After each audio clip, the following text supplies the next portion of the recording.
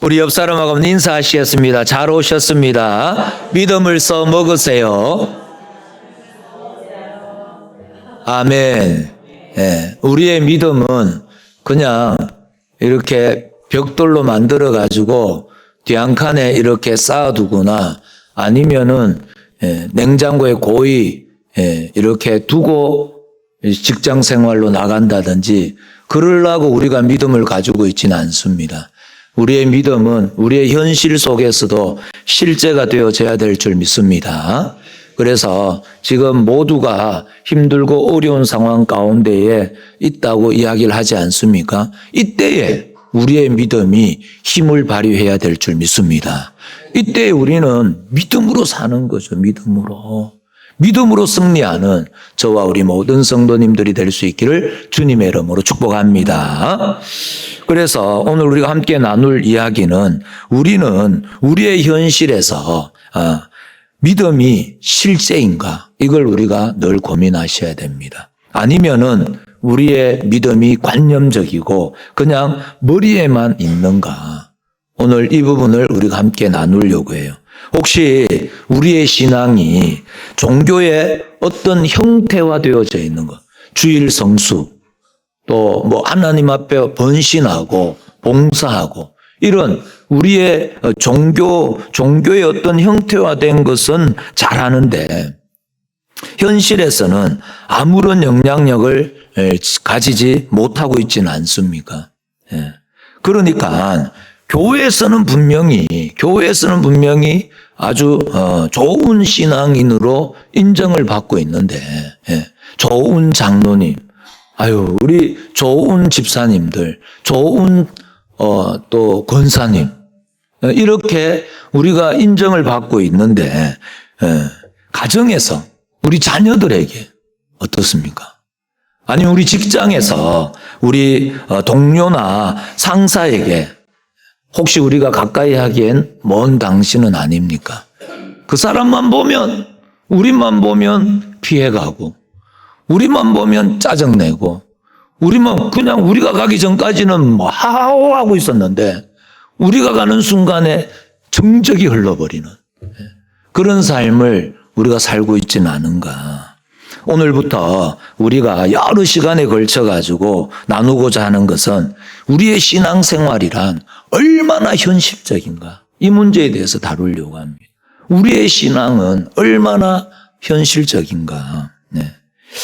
여기서 현실적이라는 것은 우리의 신앙이 결코 관념론이나 머리에 둔 이야기가 아니라 한번 따라합니다. 실제로 사는 이야기. 바로 이겁니다. 우리의 믿음은 실제로 우리의 신앙생활은 실제로 사는 이야기가 되어져야 된다. 정말 신앙은 그래야 됩니다. 사는 문제에서 말입니다. 우리의 현실 문제, 이 사는 문제에서 우리의 삶의 현장에서 우리가 신앙인답지 못하다면 우리의 현장에서 우리의 믿음이 선한 영향력을 나타내지 못한다면 우리의 믿음을 써먹지 못한다면 우리의 신앙은 사실은 반쪽 신앙이죠. 반쪽 신앙. 오늘 우리의 신앙이 정말 반쪽 신앙은 아닌가. 우리 자신을 점검하면서 하나님께로 나아가시겠습니다. 앞에서 우리가 살펴보았지만 지금부터 우리가 살펴볼 이 현실적인 문제, 부부에 관한 이야기, 또 부모와 자녀에 관한 문제, 종과 상전의 이야기로 들어가기 전에 이 모든 것을 관통하는 하나의 법칙이 있었습니다. 그게 뭐였죠? 그게 에베소서 5장 21절 말씀에 나오는 그리스도를 경외함으로 피차 복종하라 이 말씀입니다. 그리스도를 경외함으로 피차 복종하라.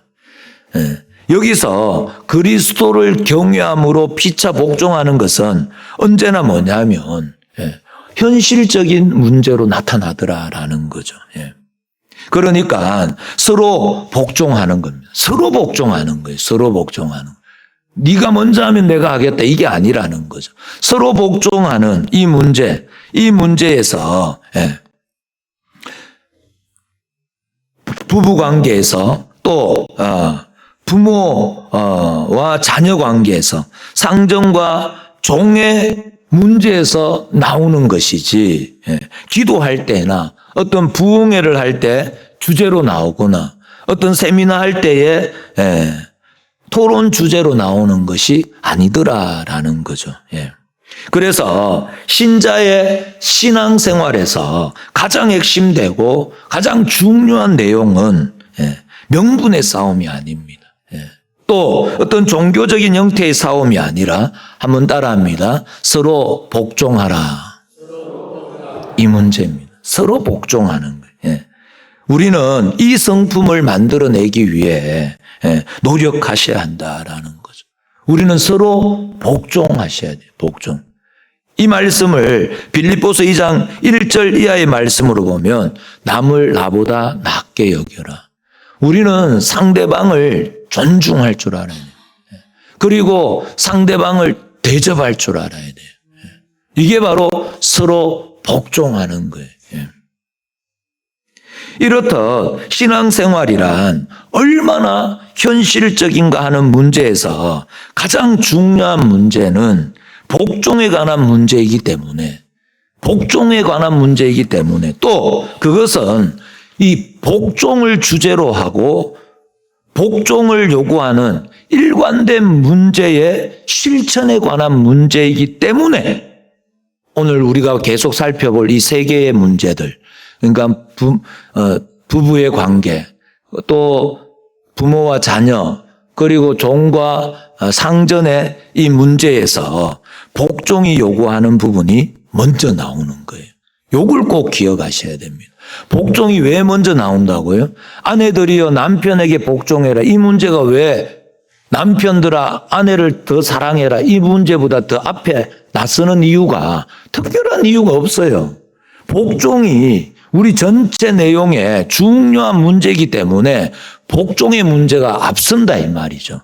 그러니까 여기서 아내의 복종, 자녀의 복종, 종의 복종은 비단 아내, 자녀, 종의 복종 문제가 아니더라라는 거죠. 이걸 꼭 기억하셔야 됩니다. 뭐라고요? 다 같이 또 한번 따라합니다. 서로 복종하라. 예지 예원이 알겠지? 서로 복종하는 거야. 서로. 네가 먼저 하면 내가 하겠다. 이런 건 있을 수가 없다 이 말. 그건 성경의 원리가 아닙니다. 그래서 우리는 이 훈련을 우선하게 되어진다. 복종의 훈련이 우선되어진다는 거죠. 그래서 복종이 요구되는 부분이 먼저 나오는 것뿐이에요. 다시 한번 강조합니다. 여기서 복종하라 이 문제는 비단 아내, 자녀, 종의 복종의 문제가 아니라는 거예요. 아시겠죠?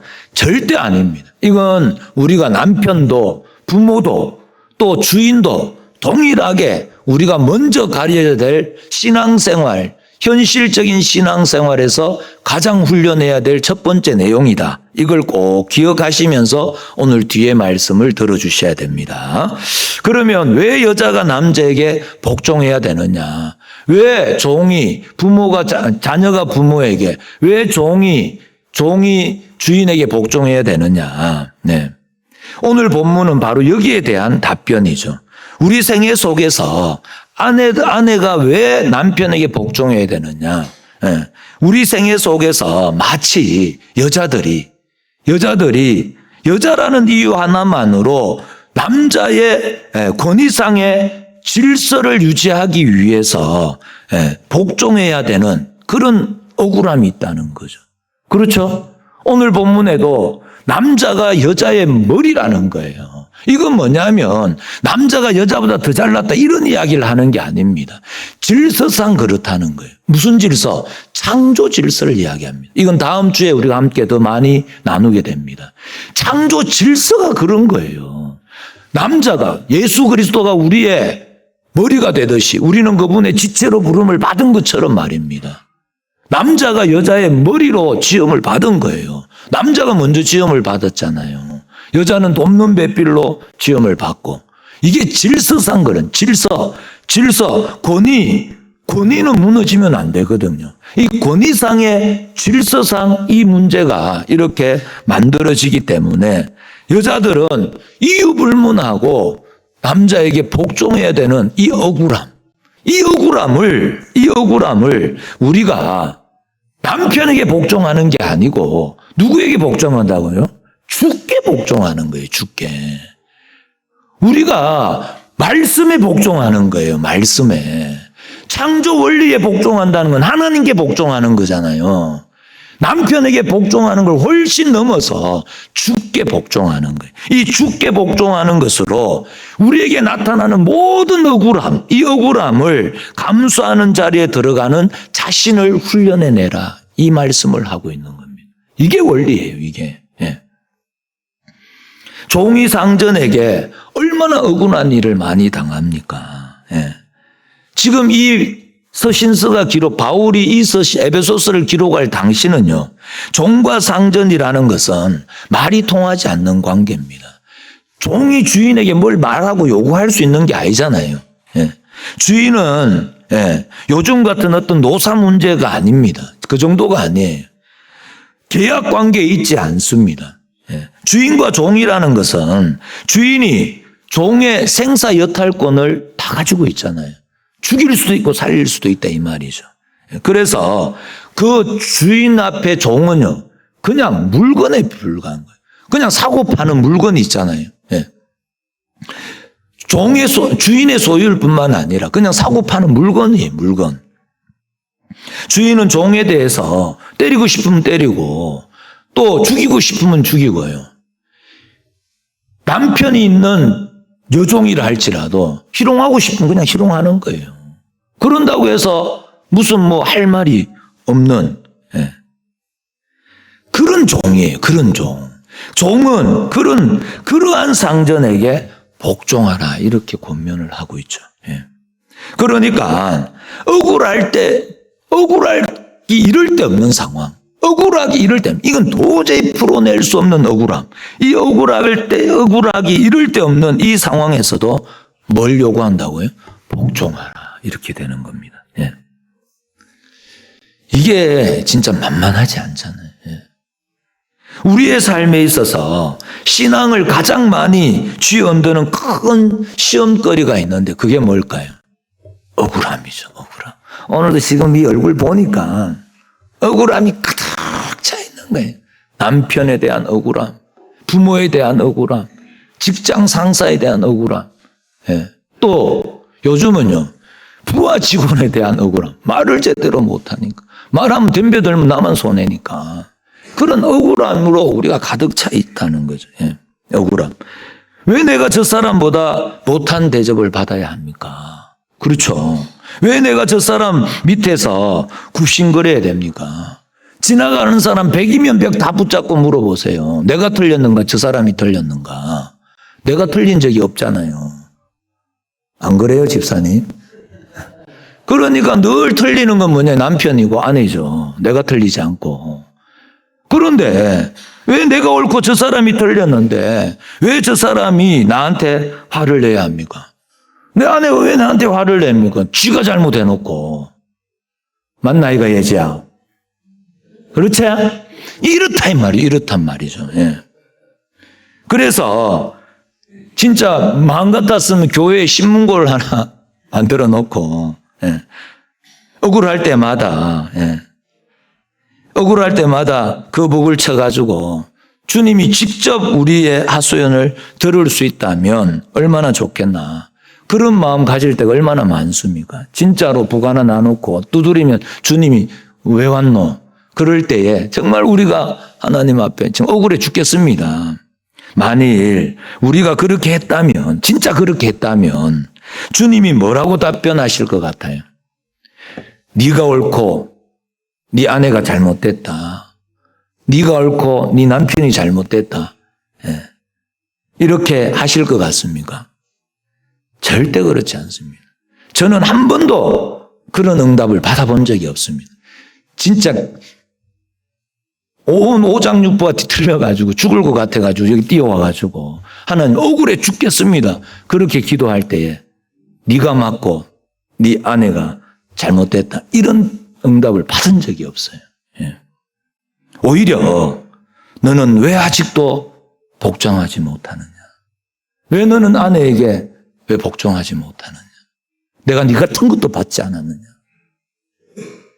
그런 응답 받아보셨어요? 예. 기도할 때마다 예. 이런 음성을 들어보셨습니까? 성경은 결단코 여자가 남자만 못하든가 종이 상전보다 못하다든가 또 자녀가 부모보다 못하다든가 해서 복종을 요구하지 않습니다. 성경이 교훈하는 이 복종의 원리는 다 같이 한번 따라하면 죽게 하듯. 아멘. 서두에도 말씀을 드렸지만 우리가 남편에게 복종하고 부모에게 복종하고 종에게 주인에게 복종하는 것은 남편에게 복종하는 게 아닙니다. 부모에게 복종하는 게 아니에요. 주인에게 복종하는 것이 아니라 누구에게요? 주님께 복종하는. 예. 저는 요즘 저희 어머니 때문에 많이 훌륭해지는 것 같아요. 지금. 예. 저희 어머니는 토를 달았다. 그럼 한 일주일 말씀을 안 하세요. 그럼 흡해 마른 건 저거든요. 음식을 안 드신다든지 입맛 떨어졌다 그러고 이러면 시급하잖아요. 예. 그래서 요즘에 절대 복종이에요. 무조건 복종하는 거예요. 예. 팥으로 매주를 순대에도 무조건 복종하는 거예요. 맞다, 엄마가 맞다. 예. 그래서 가끔 제가 이렇게 괜찮은 사람이었나? 이런 생각을 해요. 실패할 때도 많습니다. 큰 소리를 내고 엄마 왜 이러노? 이럴 때도 많습니다. 그럴 때 무너지죠. 예. 그럼 뭐합니까? 또 해야 되는데. 예. 또 일어나서 또 해야 되잖아요. 거기에서 훌륭해지더라라는 거죠. 괜찮죠? 예. 우리의 괜찮음이 어디에 있는지를 보셔야 돼요. 예. 이거보다 더 좋은 훈련 장소가 없는 거예요. 그래서 어머니를 저한테 붙여주셨는가 봐요. 예. 이게 축복인 줄 믿습니다. 우리가 진짜 복종하는 게 뭔지를 배울 수 있는 자리. 예. 그러니까 이 모든 이야기는 우리가 앞으로 펼쳐나갈 오늘 아내들이여 남편에게 복종해라를 시작해가지고 계속 이어지는 이 모든 이야기들은 남편과 아내의 이야기라든가 상정과 종의 이야기라든가 부모와 자녀의 문제로서 등장하는 것이 아니라 그것은 주님께 관한 이야기, 주님께 관한 자세. 우리가 주님 앞에 어떤 자세를 가져야 되는가. 여기에 대한 실천적이고 구체적인 내용들을 이야기하고 있습니다. 네. 그래서 이 내용에는 언제나 주님에 관한 이야기가 붙어 나오죠. 에베소서 5장 22절 말씀입니다. 아내들이여 자기 남편에게 복종하기를 어떻게 해요?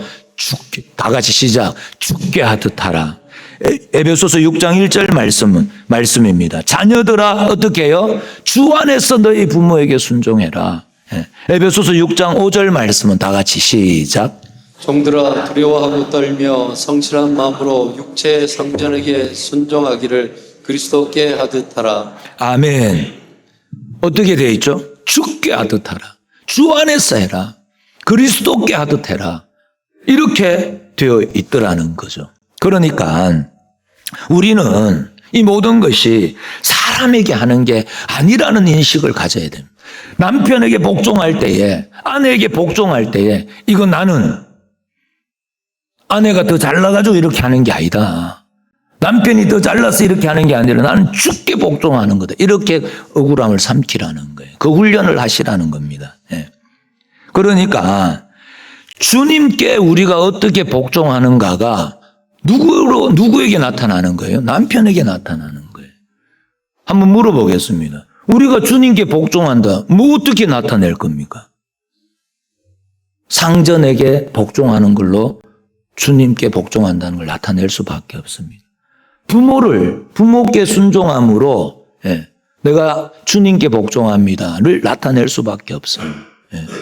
교회의 권위, 교회의 질서를 순복하는 것, 이걸 통해 가지고 주님께 복종합니다. 이게 나타나는 거예요. 예. 아멘이십니까? 이걸 우리가 꼭 기억하셔야 된다는 거죠. 우리의 복종은 남편에게 하는 게 아니고 부모에게 하는 게 아니라 상전에게 하는 게 아니라 하나님께 하는 것이다. 예. 왜 주님이 우리 보고 이웃을 사랑하라 그랬겠습니까? 이웃을 사랑하라. 이웃을 사랑하는 거 어떻게 나타내게? 이웃을 사랑하라. 왜 그랬겠습니까? 이웃을 사랑하라 한 것은 하나님 사랑을 나타내는 다른 방법이 없기 때문에 유일한 방법이에요. 이웃을 사랑하는 게. 하나님 사랑하겠습니다. 하나님 사랑합니다. 뭘로 나타내실랍니까? 보이는 이웃을 사랑하는 걸로 나타난다 이 말이죠. 예. 그래서 이웃 사랑을 우리가 요구받고 있는 거죠. 여기에는 내가 그를 사랑할 만한가 아닌가 우리에게 묻지 않습니다. 그러므로 우리는 내가 어디까지 해야 됩니까? 언제까지 사랑해야 됩니까? 이런 이야기는 묻지 않아야 한다는 거죠. 그리고 내가 사랑할 만하고 사랑할 가치가 있는 사람을 골라가지고 사랑하려고 하지 마시라라는 거죠. 그런 건 이야기 되어져 있지 않습니다. 우리에게 요구되는 유일한 명령이 뭐죠? 사랑하라. 복종하라. 섬길 것까지밖에 없다는 걸 명심하셔야 됩니다. 그 뒤에 어떤 조건이나 이유 이런 건 없습니다. 그 섬김이 어떤 결과가 있었느냐는 묻지 않아야 합니다. 오늘 우리 이 예배를 마치고 우리 장학복지위원회가 모임을 봤는데 간단한 예를 들면 그래요. 구제라는 것은 남을 돕는다는 것은 도울 가치가 있는가가 아니라 그걸 따지면 안 됩니다. 그 사람이 지금 도움이 필요한가만 따져야 한다는 거죠. 그렇죠. 도울 만한 사람 저걸 딱 도와줬더만은 나중에 어떤 좋은 결과를 낼 수 있다. 이걸 구제라고 이야기하지 않죠. 이런 걸 뭐라 그러죠? 투자라 그래요, 투자. 교회는 투자하는 곳이 아닙니다. 구제하는 곳이죠. 남을 돕는 곳이죠. 그래서 저 사람이 지금 불쌍한 처지에 있는가만을 우리가 살펴보아야 한다는 것이죠. 이와 마찬가지로 남편에 대해서도 아내에 대해서도 복종할 만한 남편인가, 복종할 만한 아내인가, 부모에 대해서도 우리 부모가 복종할 만한 부모인가? 한 부모가 재산이 한 100억 정도 있으면 순종하기 쉽죠. 그러면 100억 없는 부모는 안 순종해도 됩니까? 그런 거 아니라는 거예요. 순종할 만한 것인가? 이런 것 아닙니다.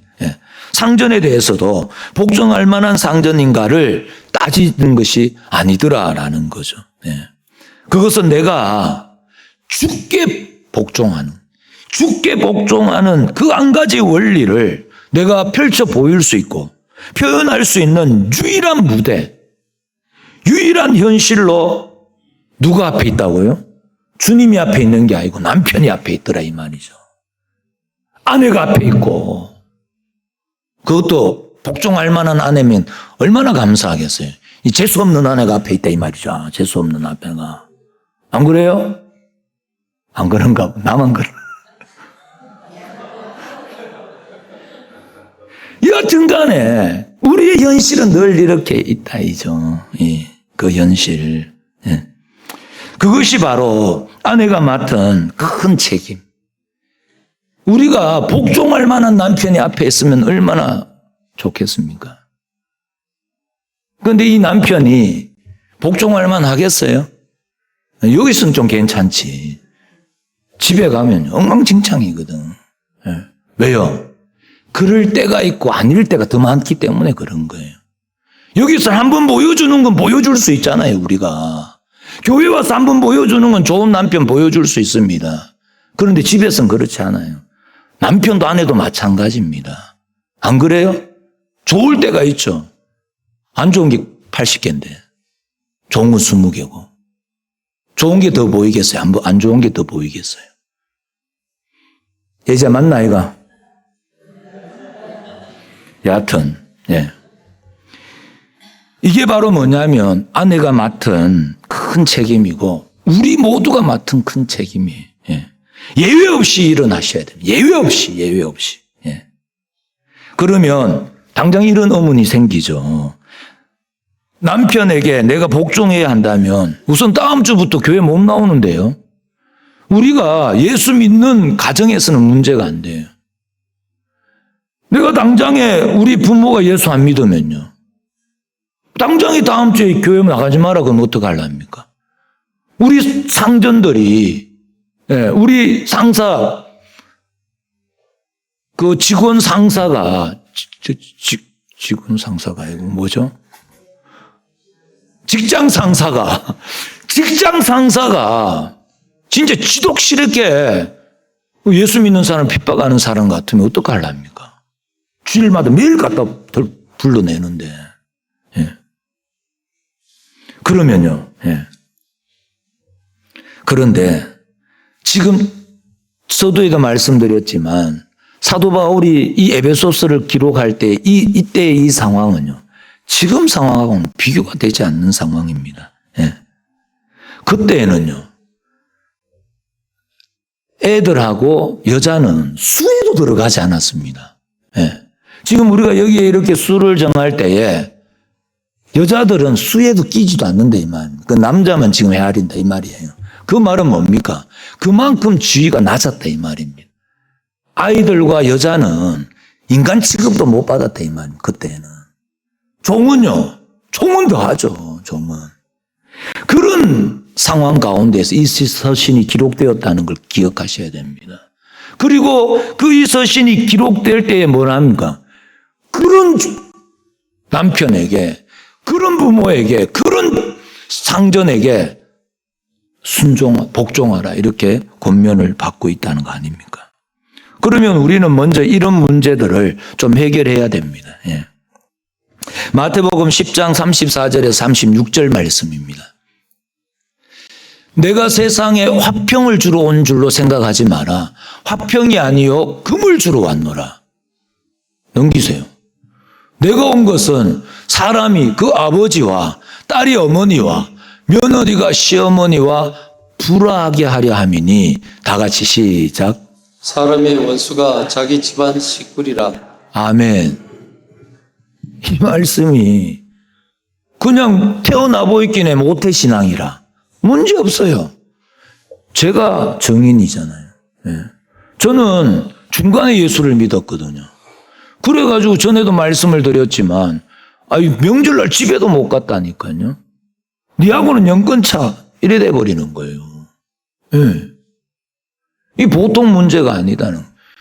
우리가 예수 믿으면 맨 처음에 생기는 문제가 뭐냐면 가정의 평화가 오는 게 아니고 뭐예요? 싸움부터 오는 거예요. 이 틀림없는 사실이에요. 방금 우리가 말씀드렸지만 왜 그럴까요? 신앙이 달라져 버리기 때문에. 예. 그리고 그것을 우리는 어떻게 해요? 무조건 극복해내셔야 돼요. 극복해. 누구 보고 극복하는 거? 예수 믿은 우리 보고 극복하라는 거. 우리 보고. 안 믿는 남편 보고 극복하라는 이런 이야기 없습니다. 예. 우리에게는 타협의 방법이란 없다 이 말이죠. 예. 그리고 이건 내가 원하는 방법으로가 아니라 오직 하나님께서 요구하시는 방법으로 승리해내는 일밖에 우리에게는 빠져나갈 구멍이 없다 이 말입니다. 주님이 원하는 방법으로만 이걸 빠져나가야 돼. 이걸 해결해야 된다는 거죠. 그래서 뭐라고 요구하죠? 남편에게 주께 복종하듯이 복종하라. 이게 요구가 되는 거예요. 남편에게 어떻게 해요? 주께 복종하게. 주께. 예. 그랬더니 남편이 할렐루야 예수 믿었더라. 이러면 얼마나 좋겠어요. 그러는 경우는 흔치 않습니다. 우리 박육식 성도님 정도 되면 될란가. 우리 스테봉 집사님 정도 되면 될란가. 이게 흔치 않아요. 그랬더니 남편이 더 기고만장해지더라. 이게 나타나는 첫 번째 내용이에요. 라고 해서 대들지 마시라 이 말입니다. 그럴 때에. 그 다음은요. 하나님이 하실 문제인 줄 믿습니다. 우리는요. 우리에게 주어진 요구, 우리의 주어진 역할은 복종하는 거예요. 나머지는 하나님이 하시는 거예요. 예. 우리의 할 일은 다 같이 한번 따라합니다. 우리의 할 일은 거기까지입니다. 아멘. 우리의 할 일은 거기까지. 어디? 복종하는 자리까지. 그 다음 문제는 우리 손안에 있지 않습니다. 네. 아내가 해야 할 분명한 일은 남편에게 복종하는 것뿐이에요. 남편이 파스로 매주를 준다. 그러면 아이고 맞습니다. 이래야 돼요. 거기 대놓고 파스로 어떻게 매주를 수노? 익하면서 한 30분 잔소리하면 끝장나는 거예요. 남편이 그래야 한다면 그건 옳고 지당하다고 생각을 하고 따라줘야 된다는. 그것이 우리가 해야 할 큰 신앙의 실천이에요. 특히 남편이 예수를 안 믿는 그런 가정이면 더 그렇게 하셔야 돼요. 그러면 우리의 신앙이 어려워질까요? 아니, 그 다음도 있습니다. 우리는 무조건 남편이 예수를 안 믿는 더 복종을 하셔야 돼요. 예. 그래가지고 다음 주에 나들이 가자 이러면 나들이 가야 돼요. 나들이 가세요.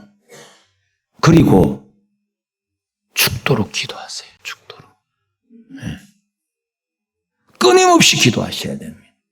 남편의 영혼을 위하여, 그 영혼의 살찜을 위해서, 더욱 주께 가까워지는 일을 위하여 울며 불며 창자가 끊어져라 기도하셔야 됩니다. 우리의 기도를 결탄코 멈춰서는 안 된다는 거죠. 그런데 우리의 신앙이 무너질까요? 그런 법은 없습니다. 그것이 어떤 형편이든지 관계없이 바로 아내들이 해야 할 일들이다라는 거죠. 또 목사님 또 나들이 가라 그랬대 하면서 다음 주에 나들이 다 가면 큰일 납니다. 그보다 훨씬 더 우리의 책임이 어디 있다고요? 그 남편을 위하여, 그 영혼을 위하여 창자가 끊어져라 기도하는 자리가 먼저 있어야 된다는 거죠. 정말 우리 가정생활에서 나타나야 하는 것은 남편은 아내에게, 아내는 남편에게 그리스도를 경외함으로 서로 복종하라. 서로 복종하라. 우리 오늘 박혜민 집사님 남동생과 그 결혼할 분이죠? 결혼 안 할까 봐요. 지금 분위기가 지금 답이 0.5초만, 0.1초만 안 나온다. 자매니, 그 얼굴이 잘 안 보이는데 좀 확인하세요. 매일. 예. 이걸 꼭 기억하셔야 됩니다. 예. 가정생활에서 나타나야 하는 남편은 아내에게, 아내는 남편에게 그리스도를 경외함으로 서로 복종하라는 거예요. 서로. 예. 아내의 복종은 정말 복종하는 거로 나타나고요. 남편의 복종은 어떻게 나타날까요? 그보다 훨씬 더 큰 책임인 사랑으로 나타나게 돼 있어요. 그게 다음에 우리가 말씀을 나눌 겁니다. 남자의 책임이 적다는 게 아니에요. 훨씬 큽니다. 훨씬 커. 예. 서로 존경하고 서로 대접해야 한다라는 것이죠. 예. 여기에서 서로를 피차에 동그라미를 한 1000개 쳐놓으세요. 피차에 놓고 서로 밑에 적어가지고 동그라미를 한 1000개 정도 쳐놓으세요. 예. 너부터 하면 내가 그럴게. 그렇게 아닙니다. 먼저 누가요? 말씀을 깨달은 자가 먼저 하는 거예요. 그게 성경의 원리입니다. 성경의 원리. 어떤 경우에도 하여튼 이 부분만은 놓치지 마시기 바랍니다. 그걸 놓친다면 우리는요, 바로 주를 경외하는 걸 놓치는 거예요. 주를 경외하는 걸 놓치는 겁니다.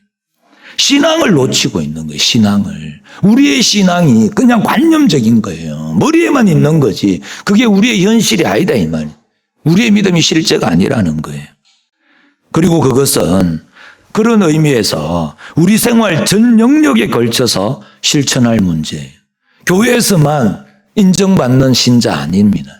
우리 직장 가운데에서도, 우리 자녀들 앞에서도, 우리 이웃들 앞에서도 우리가 다 실천해야 될 복종하라는 교회에서만 하는 거 아닙니다. 어떤 경우에도 상대방을 대접하는 것, 높여주는 것은 절대로 놓치지 마시기 바랍니다. 이건 꼭 실천을 한번 해보세요. 이번 한 주간 꼭 실천해 보세요. 우리가 진짜 괜찮은 사람이네. 이걸 금방 확인하게 될 겁니다. 우리 어머니한테 제가 말도 안 되는, 지금 한번 올라가 보세요. 지금 우리 어머니가 어떻게 하고 있는지. 진짜 말도 안 되는 상황을 펼쳐놔도 어머니 맞습니다. 그러고 나면요, 나오면서 입에 처음에는 막 짜증났는데 이것도 시간이 지나니까 입에 미소가 지어져요. 괜찮네. 괜찮은 사람 같다. 얘는 오늘은 승리했다. 막 이렇게.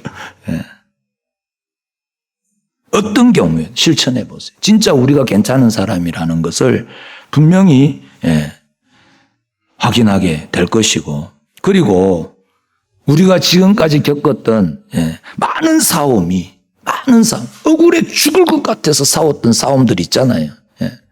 지금 왜 저런 인간이 나한테 들러붙어가지고 이렇게 사람을 말라 비틀어지게 하나. 그렇죠? 그런 마음, 그 억울함 때문에 그렇게 많이 싸웠던 많은 싸움이 사전에 예방되는 경험을 하게 될 줄 믿습니다. 이런 놀라운 은혜가 있다니까요. 그렇게 되면 그걸로 끝나지 않습니다. 우리 주님께서 나와 나의 생애를 통하여 영광 받으실 줄 믿습니다. 뿐만 아니라 우리가 주를 경외함으로 그 안에 있는 모습들을 남들도 보고 우리를 대접하는 걸 또 느끼게 됩니다. 우리의 자세에 대해서 놀라는 것을 경험하게 될 줄 믿습니다. 예수, 분명히 뭐 있다. 저 분명히 뭐가 있다. 저 보통 사람 아니다. 혹시 우리 앞에서 놀라지 않는다 할지라도 그 사람은 집에 가가지고 지 혼자 이불 덮으시고 깜짝 놀랄 줄 믿습니다. 그런 모습들을 우리가 가져야 돼요. 아내가 한번 감동받았다고 또 말로 또 해주면은 또 좋잖아요. 근데 말로 안 하는 경우가 훨씬 많거든요.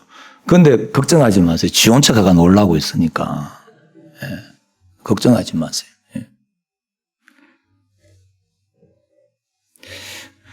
또 이건 우리의 가정생활, 우리 사회생활, 모든 생활에서 우리가 진짜 대접받는 유일한 길입니다. 그리고 이건 우리가 놓칠 수 없는 우리의 축복인 줄 믿습니다.